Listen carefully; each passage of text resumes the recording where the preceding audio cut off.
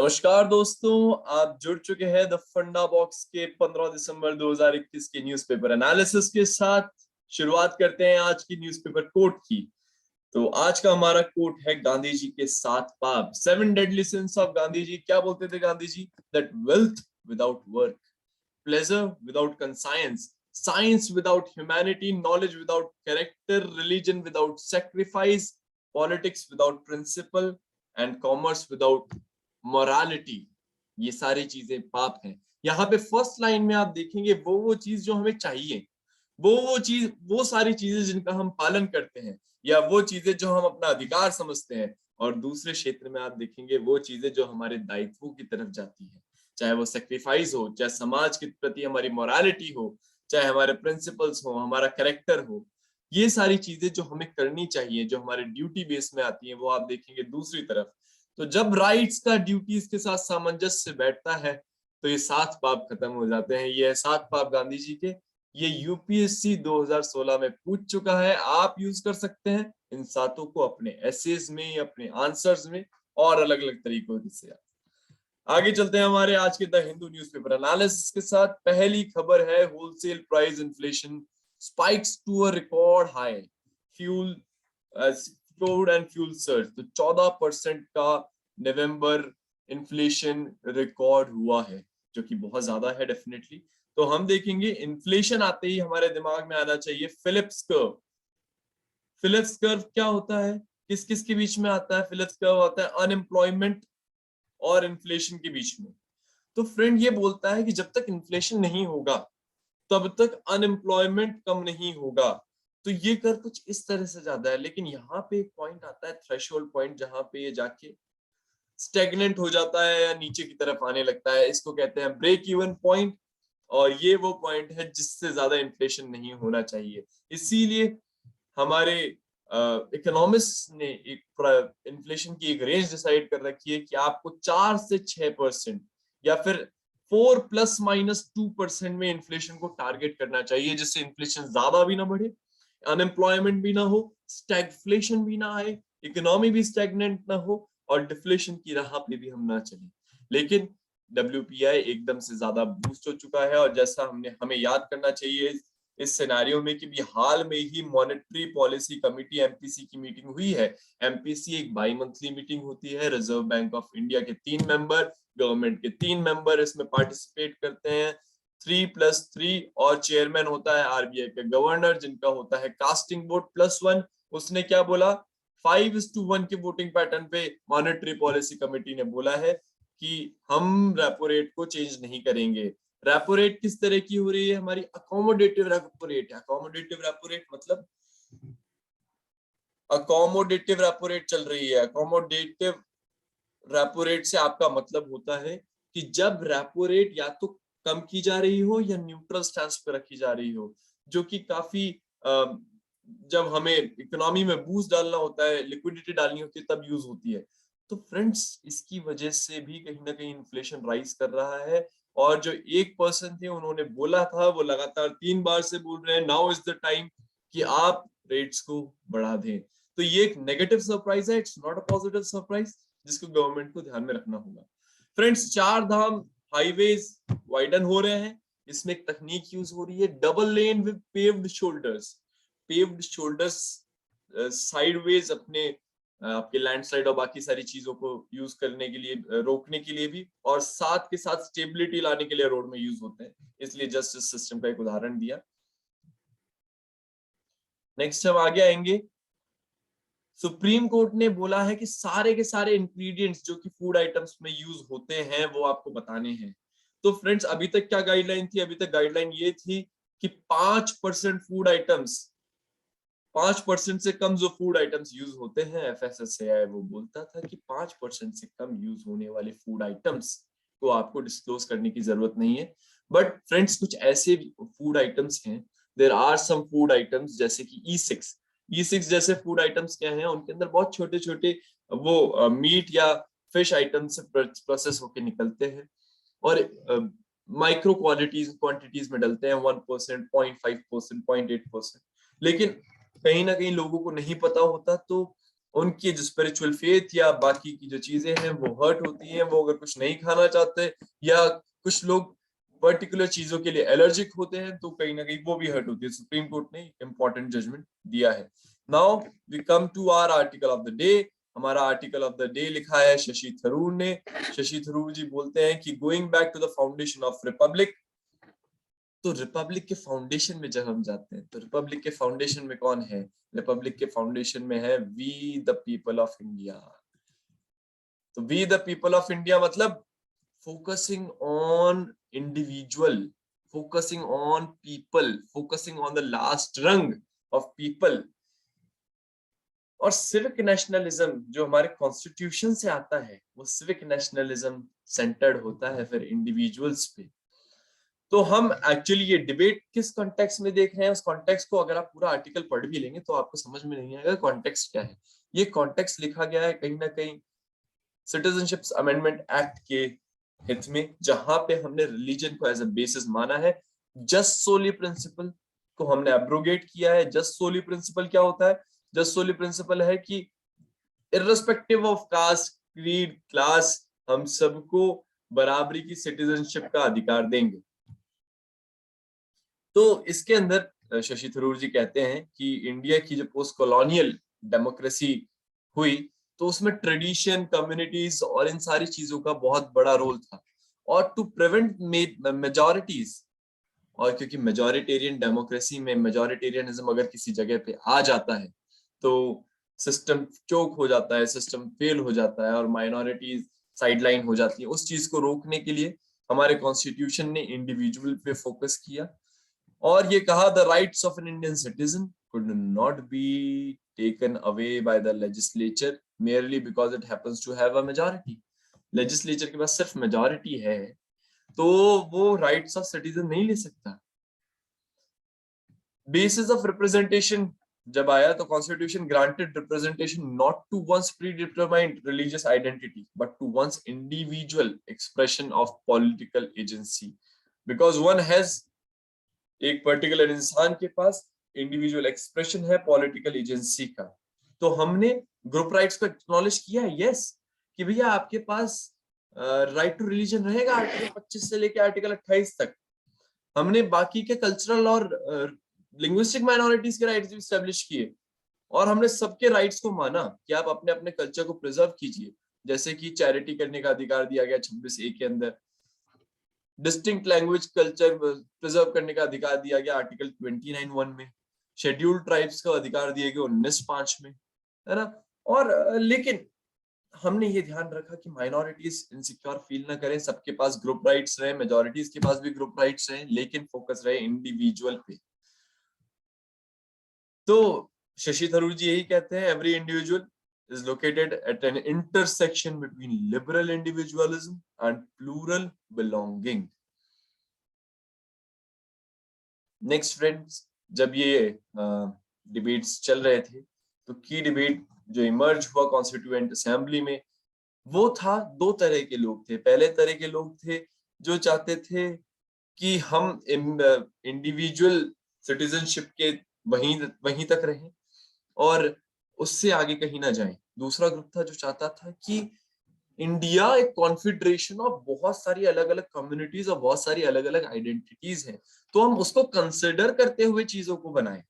लेकिन नेहरू और अंबेडकर जी के सामंजस्य से जो फाइनली निकल के आया, we consciously opted for individual citizenship.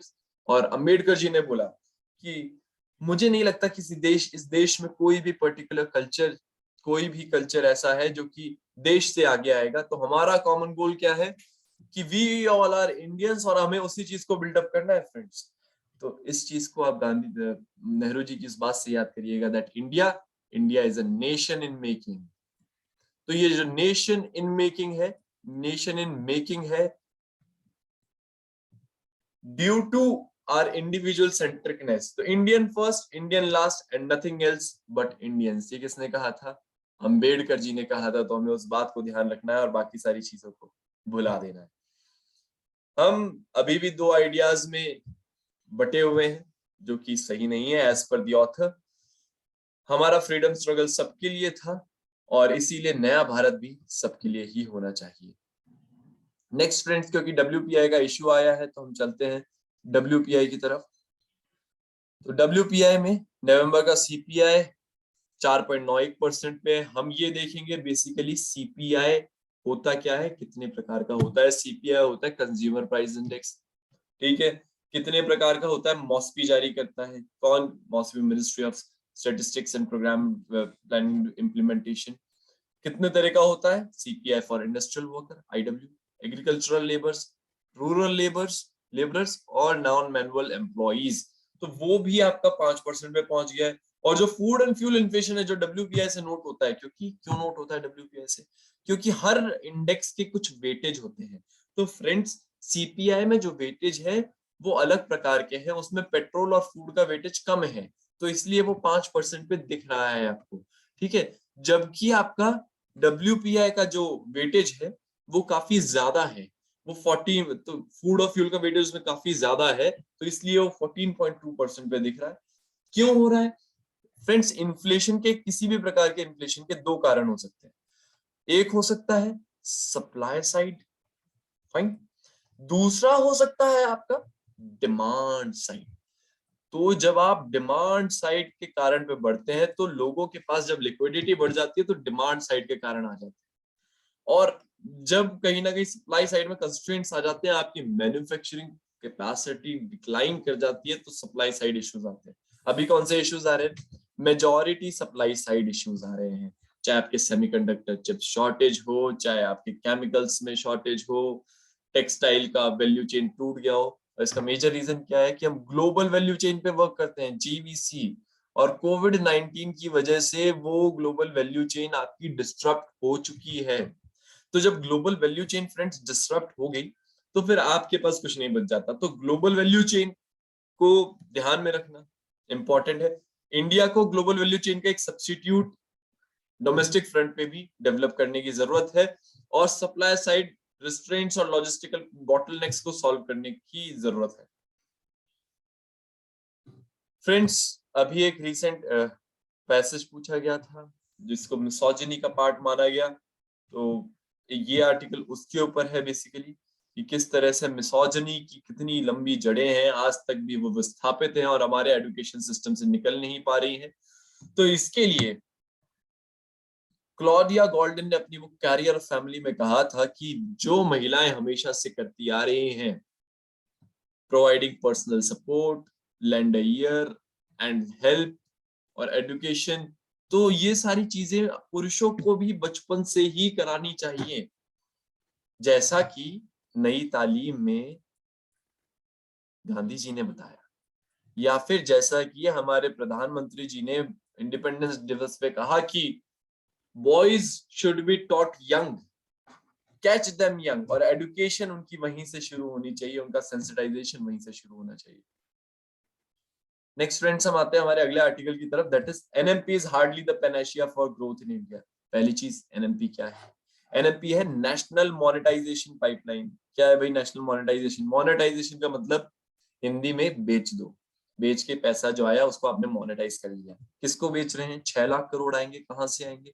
अलग अलग सेक्टर में। तो आपकी जो अलग अलग रोड्स हैं, रेलवेज हैं, पावर, ऑयल, गैस पाइपलाइन, जिसमें गवर्नमेंट इनएफिशिएंट हो चुकी है, वहां से गवर्नमेंट विड्रॉ करना चाहती है और सही जगहों पे जाके इन्वेस्ट करना चाहती है। तो इससे 6 लाख करोड़ आने की संभावना है। और इनकी जो जो हमारी हिडन वैल्यू है, जैसे कि एयर इंडिया को अभी अभी सेल ऑफ किया गया, उसमें जो सब्सिडीज जारी थी, जिसके लिए हमारा इकोनॉमिक सर्वे बोलता था बाउंटीज फॉर द रिच, कि भाई ये सब्सिडीज तो अमीर लोग ही यूज कर रहे हैं। तो बाउंटीज फॉर द रिच वो भी है जो कि आपकी सिक पब्लिक सेक्टर एंटरप्राइज और लॉस मेकिंग एंटरप्राइजेस में हर साल पैसा जाता है। तो बेसिकली 250 के करीबन ऑपरेशनल एंटरप्राइजेस हैं और नेट प्रॉफिट है उनका 93,000 करोड़। लेकिन बहुत सारी एंटरप्राइजेस इसमें लॉस मेकिंग है, कुछ एक प्रॉफिट मेकिंग है। जो प्रॉफिट मेकिंग एंटरप्राइजेस है, गवर्नमेंट उनको कैरी ऑन कर रही है। हमने टारगेट किया है कि भाई हमें अगर $5 ट्रिलियन की इकोनॉमी बनना है 2024-25 तक, जो कि हमारा बेसिक टारगेट है, लक्ष्य है, तो हमें $1.5 ट्रिलियन इंफ्रास्ट्रक्चर डेवलपमेंट पे खर्च करने होंगे, $1.5 ट्रिलियन। अच्छा ये बताइए कि पीएसयू डिक्लाइन क्यों हुआ? तो ऑथर कहते हैं कि पीएसयू की डिक्लाइन होने के दो तीन मेजर रीजन तो है। जर्नलिस्ट उसको बैन करते हैं, आईएएस ऑफिसर्स बैन करते हैं। दूसरा कॉस्ट ओवररन्स है रेगुलर बेसिस पे। ऑप्टिमम इनपुट आउटपुट रेशियो नहीं है, ठीक है। रिलक्टेंस है लेबर रिफॉर्म्स इंप्लीमेंटेशन में। Lack of inter ministerial departmental coordination कोई है ही नहीं। Poor decision making, ineffective governance, excessive government control. तो बेसिकली ये हो गए आपके गवर्नेंस के फीचर। किसी भी चीज को तीन तरीकों से देखिए। इकोनॉमिक फीचर क्या है? तो इंफ्रास्ट्रक्चर पुराना है, वो वापस हम उसको इनोवेट नहीं कर पा रहे क्योंकि वहां पे क्रिएटिव थिंकिंग अब अबेंडन हो चुकी है। प्राइवेट सेक्टर से compete नहीं कर पा रहे हैं। गवर्नेंस के साथ ये सारे इश्यूज हैं। कॉस्ट के ओवररन्स रेगुलर बेसिस पे आ रहे हैं, तो इस वजह से हमारे साथ ये सारे इशू हो रहे हैं। रिसेंटली प्रधानमंत्री जी ने गति शक्ति नेशनल मास्टर प्लान को रेनोवेट किया। वो कहीं ना कहीं आपका एनएमपी से आने वाला है और वो अलग अलग डिपार्टमेंट्स को कोऑर्डिनेट करेगा। फ्रेंड्स हम देखते हैं ये आखिर है क्या। गति शक्ति मास्टर प्लान क्या है? गति शक्ति मास्टर प्लान है कि रोड्स, रेल्स, एयरपोर्ट्स या जो भी आपका इंफ्रास्ट्रक्चर है आप उसमें इन्वेस्ट कर रहे हैं और ये सिंक्रोनाइज मैकेनिज्म पे मॉनिटर होगा और फास्टर क्लियरेंसेस के लिए मॉनिटर होगा। इसलिए इसका नाम है गति शक्ति। गति शक्ति। रोडवेज बनेंगे, नए 200 एयरपोर्ट्स और हेलीपोर्ट्स और वाटर एयरोड्रोम्स बनेंगे। 1600 टन की कैपेसिटी रेलवेज की इंक्रीज कर रहे हैं। सर्किट इंक्रीज हो रहा है। 250 गीगावाट की, 225 गीगावाट की, 225 गीगावाट की रिन्यूएबल कैपेसिटीज डाल रहे हैं और आपके 20 नए मेगा फूड पार्क्स बनाने की योजना है गति शक्ति मास्टर प्लान में। ये पूछा जा सकता है, इसको याद रखिएगा, इसको देख लीजिए। नेक्स्ट फ्रेंड्स हम आते हैं एसेंशियल स्टेप्स। अब हम क्या उठा सकते हैं? पहली चीज, जो पहली प्रॉब्लम है गवर्नेंस स्ट्रक्चर की, आप उसी को रिवैम्प कर लीजिए। ऑपरेशनल ऑटोनॉमी दीजिए, अगेन गवर्नेंस बेस्ड इश्यू है। परफॉर्मेंस मॉनिटरिंग सिस्टम डीपी बना चुका है ताकि इनको हम ज्यादा ट्रांसपेरेंस और ऑब्जेक्टिव कर पाए। अब ये एक एग्जांपल दे सकते हैं कि किस तरह से हमने स्टील सेक्टर में इन चीजों को इम्प्लीमेंट किया और सुधारा। वहां पे हमने गवर्नेंस इम्प्लीमेंटेशंस किए। आत्मनिर्भर अभियान के तहत वहां पे स्पेशलिटी स्टील लाए हम, मतलब इनोवेशंस किए, आपके इंफ्रास्ट्रक्चर को इम्प्रूव किया। 4 अलग अलग तरह के स्टील्स लाए। प्रोडक्शन लिंक्ड इंसेंटिव स्कीम रखी कि जितना प्रोडक्शन होगा उतना इंसेंटिव मिलेगा। प्राइवेट सेक्टर को साथ में जोड़ा। मतलब एमएसएमईज, डीजीएफटी ने बहुत सारे आपके जो बेस्ट ट्रेड प्रैक्टिसेस थी वो इंप्लीमेंट करवाने में मदद करी और अनफेयर ट्रेड प्रैक्टिसेस से बचाया via countervailing duties and others. Again AFSPA continuously चल रहा है। अफ्स्पा के बारे में बार बार बात कर चुके हैं। अफ्स्पा क्या है? पहली चीज, अफ्स्पा इनेक्ट हुआ था 1958 में। कहा सबसे पहले इनेक्ट हुआ था? असम में। अभी कहाँ का इंप्लीमेंटेड है? कुछ ही मेजर क्वेश्चंस है फ्रेंड्स। अब कहाँ कहाँ पर इंप्लीमेंटेड है? तो that is Assam, Nagaland, Manipur and parts of Arunachal Pradesh. कहाँ कहाँ से हट चुका है? त्रिपुरा से हटा है। कब हटा त्रिपुरा से? 2018 में। मेघालय से हट चुका है इन 2015। तो इन 2 जगहों से हट चुका है। इन 4 जगहों पे अभी भी है। क्या है? डिस्टर्ब्ड एरिया डिक्लेयर कर देते हैं। कौन डिक्लेयर करता है? गवर्नर और सेंटर दोनों डिक्लेयर कर सकते हैं। स्टेट और सेंटर दोनों के पास राइट है। कमाल की बात आप देखेंगे कि असम और नागालैंड में अभी तक स्टेट ही डिक्लेयर कर रहा था। असम एंड मणिपुर में अभी तक स्टेट ही रेगुलरली डिक्लेयर कर रहा था डिस्टर्ब्ड एरिया। सेंटर को जरूरत ही नहीं पड़ रही थी। तो यहाँ पे डिस्टर्ब्ड एरिया डिक्लेयर कर दिया जाता है, उससे आर्म्ड फोर्सेस को मिलती है इम्प्यूनिटी। लेकिन आप देखेंगे सुप्रीम कोर्ट, जैसा कि इस आर्टिकल ने बताया भी है कि सुप्रीम कोर्ट की 2 जज बेंच ने हिस्टोरिक जजमेंट पास किया था। फ्रेंड्स कभी कभार यूपीएससी और आईपीएससी से क्वेश्चन पूछ लेते हैं। यूयू ललित की बेंच ने एक हिस्टोरिक जजमेंट पास किया। तो उन्होंने बोला था that there is no concept of absolute immunity from trial by a criminal court. कोई एब्सोल्यूट इम्यूनिटी नहीं है। इसके अंदर इम्यूनिटी दी गई है बट वो एब्सोल्यूट नहीं है। तो फेक एनकाउंटर की इसलिए उन्होंने जांच बिठाई थी और लोगों को सजा भी दिलवाई थी। Next, losing the art of critical thinking में अगेन पैसेज वाली चीज पे बात हुई है। और ये चीज आई है कि आपको क्रिटिकल पेडागॉजी डेवलप करनी पड़ेगी, आपके अपने टीचर्स को ट्रेन करना पड़ेगा, और यंग लर्नर्स को पकड़ने के लिए आपको उनकी क्रिएटिव एजेंसी को डेवलप करना पड़ेगा via different mechanisms. Right now friends, हम आगे बढ़ते हैं। India votes against UN draft resolution on climate change.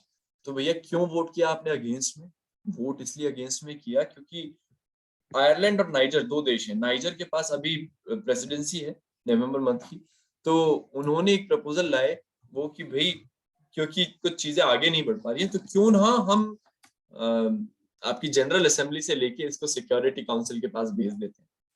तो नहीं, तो इंडिया ने इसको अपोज किया because it's against the democratic climate mechanism, और वहां पे फिर एक अथॉरिटेरियन टाइप की चीजें आ जाएंगी जो कि हार्मफुल हो सकती है for developing and other countries in the longer run. Next, half of UAPA detainees जो है 30 साल से कम की उम्र के हैं, ये हम देख चुके हैं। वियतनाम लीडर इंडिया आ रहे हैं, न्यूज कल देखेंगे। इंडिया वियतनाम के रिलेशंस पे कल बात करेंगे। वियतनाम और चाइना में डिस्प्यूट है, आपको कुछ प्रायर चीजें बता देता हूँ। इंडिया ने वियतनाम को ब्राह्मोस मिसाइल से लेके बहुत सारी और चीजें सप्लाई करी है।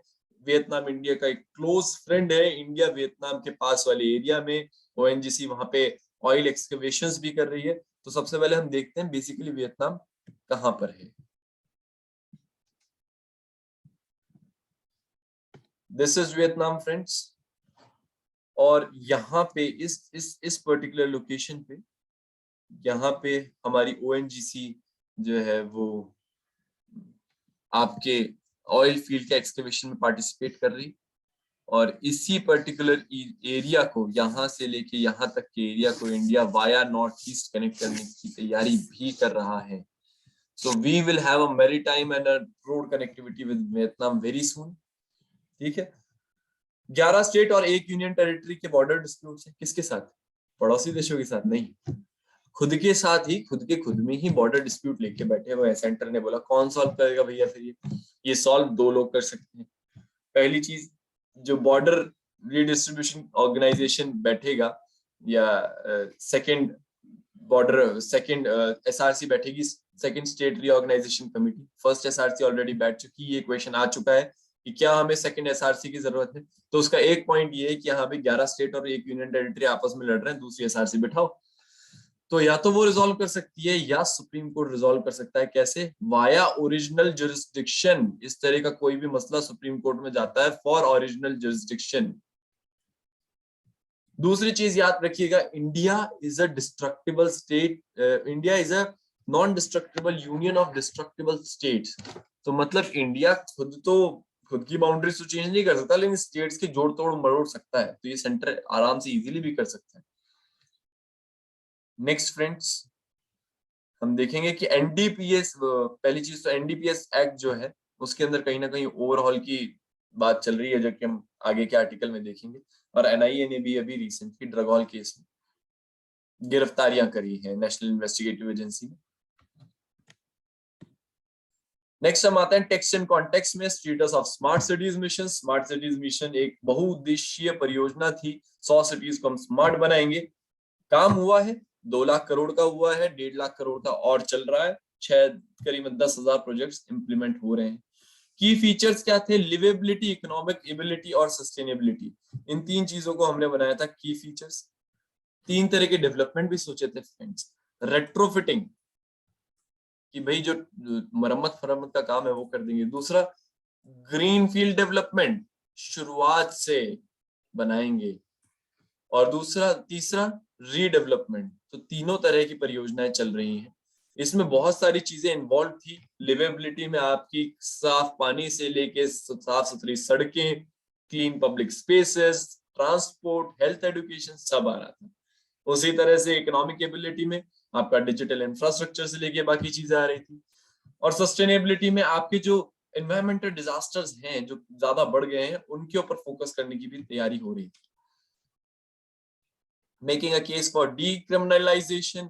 फ्रेंड्स, ये है हमारा एनडीपीएस एक्ट के ऊपर आज का राइट अप जिसमें एनडीपीएस अमेंडमेंट बिल भी आया हुआ है, और वो क्या कहता है कि हम डीक्रिमिनलाइज कर देते हैं एनडीपीएस एक्ट को ऑन पेटी ऑफेंसेस। क्यों?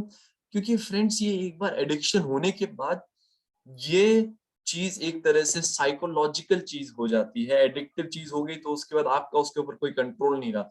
So these people need care, these people need de addiction, and these people need rehabilitation. इनको रिहेबिलिटेशन, डी एडिक्शन और केयर चाहिए ओवर क्रिमिनलाइजेशन। जिस तरह से हमने देखा कि हमने जो सुसाइड की भावना थी, हमने उसको एक मेंटल बीमारी घोषित किया और अटेम्प्ट टू सुसाइड को डीक्रिमिनलाइज किया। सिमिलरली एनडीपीएस एक्ट भी एक तरह से मेंटल इशू है। पहले ये देखा जाता था कि अप्रोक्सीमेटली शायद 1 करोड़ लोग हैं जो ड्रग्स की हैबिट्स का शिकार हैं, पर कहीं ना कहीं 6 करोड़ ड्रग यूजर्स हैं फ्रेंड्स देश के अंदर, और उसके अंदर करीबन 1.5 करोड़ लोगों को प्रोफेशनल हेल्प की आवश्यकता है। तो आप इसके ऊपर काम करें, इससे बेहतर है आर्टिकल हमारा ये कहता है कि आप उन लोगों को पकड़ें जो बना रहे हैं, स्मगल कर रहे हैं, और अपना फोर्सेस उस जगह पे आप यूटिलाइज करें। अब देखिए, number of persons who were admitted for treatment increase by 63%, और बहुत सारे लोग जा नहीं पा रहे हैं। क्यों? Fear of criminal section. तो इस वजह से क्या करा रहे हैं, शैबी प्लेसेस पे ट्रीटमेंट करा रहे हैं और परेशान हो रहे हैं, और कहीं ना कहीं अपनी ड्रग्स की लत को छोड़ नहीं पा रहे। एडवांटेजेस क्या रहेंगे? बेटर ट्रीटमेंट फैसिलिटीज आएंगी, ब्रीद इतने सारे केसेस जाते हैं रेगुलर बेसिस पे, हमारे जस्टिस सिस्टम के ऊपर लोड कम हो जाएगा, ठीक है। और स्टेट्स जो है उन लोगों को पकड़ पाएंगे जो लार्ज स्केल ट्रैफिकिंग करते हैं और ड्रग मैन्युफैक्चरिंग करते हैं।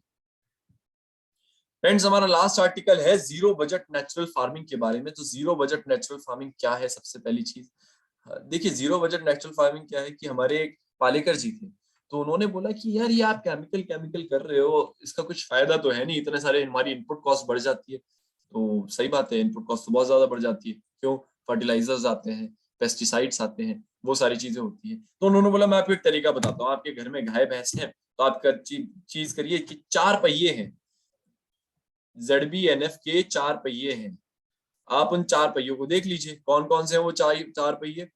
जीवामृत, बीजामृत, आपका वापथासा और मल्चिंग। क्या मतलब है इन चारों चीजों के, वो देखेंगे। सबसे पहले आता है आपका जीवामृत। तो जीवामृत क्या होता है? जीवामृत होता है कि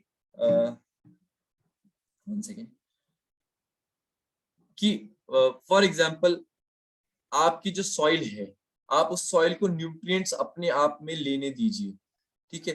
तो जब वो सॉइल अपने आप में न्यूट्रिएंट्स लेगी तो आप उसके अंदर एक सोल्यूशन मिलाइए, और काउ डंग, काउ यूरिन और जैगरी का एक सोल्यूशन मिलाइए और उसमें डाल दीजिए, तो ये जीवामृत का काम करेगा। बीजामृत क्या होता है कि बीज जो है आपका सीड, सीड को आप क्या करिए, कोट करिए। कोट किस किस से करेंगे फ्रेंड्स? कोट इन्होंने बोला कि एक काउ यूरिन और काउ डंग का फॉर्मेशन रहेगा, उससे आप इसको कोट कर दो, तो ये बीज को एनहांस करेगा, ठीक है। वाफासा क्या है फ्रेंड्स? वाफासा है कि आपने सॉइल का जो ह्यूमस है उसको बढ़ाना है आपको। तो कैसे बढ़ाएंगे? एरेशन, उसको और हवा आने दीजिए, वहां पे खुला छोड़ दीजिए, सॉइल के एरेशन को वाफासा कहा गया। और मल्चिंग की जो आपका जैसे राइस का हस्क है जिसको जलाया जा रहा है, पराली को, आप उसको खेत में फैला दीजिए, मल्चिंग होगी, सॉइल का ह्यूमस कंजर्व हो जाएगा। पेस्टिसाइड के क्या तरीके बताए इन्होंने? इन्होंने बोला अग्नियास्त्र, अग्नियास्त्र, ब्रह्मास्त्र और नीमास्त्र, 3 चीजें, और अलग अलग कॉम्बिनेशन किस किस चीज का है? काउ यूरिन, काउ डंग, तंबाकू, फ्रूट्स, हरी मिर्ची और आपका नीम। जैसे हमने नीम कोटेड सीड्स और उन सब के बारे में भी हम काफी सुन रहे हैं, लेकिन ये आर्टिकल बोलता है कि अभी इसका कोई साइंटिफिक एविडेंस है नहीं। चलिए हम साइंटिफिक टेम्पर को ध्यान में रखते हुए इसके ऊपर साइंटिफिक रिसर्च को आगे बढ़ा सकते हैं। लेकिन स्टिल फ्रेंड्स, जब भी आप आंसर लिखें, जीरो बजट नेचुरल फार्मिंग का जिक्र जरूर करें। ये बहुत इंपॉर्टेंट क्वेश्चन है, मोस्ट प्रोबेबल है, और आने की बहुत ज्यादा संभावनाएं हैं इसमें। इस तरह का आप कोई भी डाइवर्जिंग फ्लो चार्ट बना सकते हैं, या ZBNF बता के अलग अलग तरह के फीचर्स फ्लो चार्ट में भी डिपिक्ट कर सकते हैं। So friends, this was it for today. आप सभी का बहुत बहुत धन्यवाद।